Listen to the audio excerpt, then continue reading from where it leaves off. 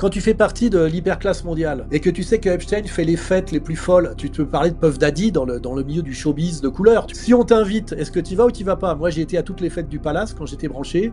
J'ai été à toutes les fêtes de Coluche chaque fois que je savais qu'il y en avait une. Et parce que tu vas à la fête, quoi. Alors après, de savoir qui s'y passe réellement, parce que si c'est là où il y a les plus belles filles qui sont payées pour être agréables, tu vois, faut être très tartuffe pour dire quel scandale d'y aller. Moi, je connais un peu ce monde-là à la marge. Au départ, tu montes en grade dans le monde des happy few. J'en ai connu, c'est ce qui les fait basculer dans la soumission. J'ai connu les Bec BD, les Yann Moix en boîte à partouze et en salon de massage, parce qu'à un moment donné, c'était la grande mode pour les journalistes branchés de faire des réunions de travail et même des fêtes. Tadi avait même organisé le lancement d'un de ses magazines chez une boîte à partouze rue de l'Étoile, le nom du tenancier. J'y étais, tu vois. Bon, après, on consommait pas spécialement, mais c'était la mode. Ça avait été pas mal lancé par Ardisson, de faire des rendez-vous de presse. Les mecs de Actuel y allaient aussi, je me rappelle, j'y retrouvais Joignot, etc. De se retrouver dans de se réunir dans des boîtes à partouze.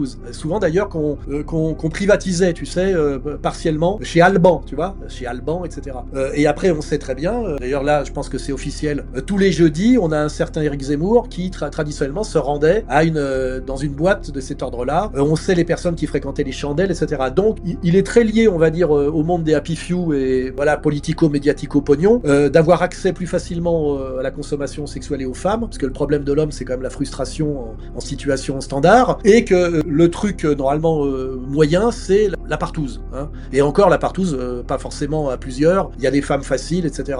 Bon. Mais après, tu sais très bien que ça fonctionne par initiation. Quand tu vois qu'il y a un type qui tombe bien dans le truc, tu vois, qui aime bien ça, tu l'amènes à la partouze SM. Et là, il y a une domina, il y a un peu de fouettage, il y a de la cagoule, il y a du latex, tu vois, il y a du soumis. Et là, tu passes à la deuxième. Tu vois que le type est passé au deuxième échelon. Et c'est comme ça, comme au troisième échelon, tu peux imaginer, on raconte, sans qu'on puisse le vérifier, que là, il peut y avoir effectivement des enfants. Et puis l'échelon supérieur, c'est que l'enfant, en même temps qu'il est violé, il est mis à mort. Et ça, il y a des témoignages, notamment en Belgique, en Suisse aussi, sur des gens qui ont témoigné de cérémonies à laquelle ils avaient participé, notamment la femme divorcée d'un type qu'on appelait le Baron Noir en Belgique, etc. Et puis on a évidemment l'affaire Dutroux qui arrive quand on veut s'intéresser à ce qu'on appelle la pédocriminalité sataniste de réseau. Sans tout gober, il y a quand même des choses.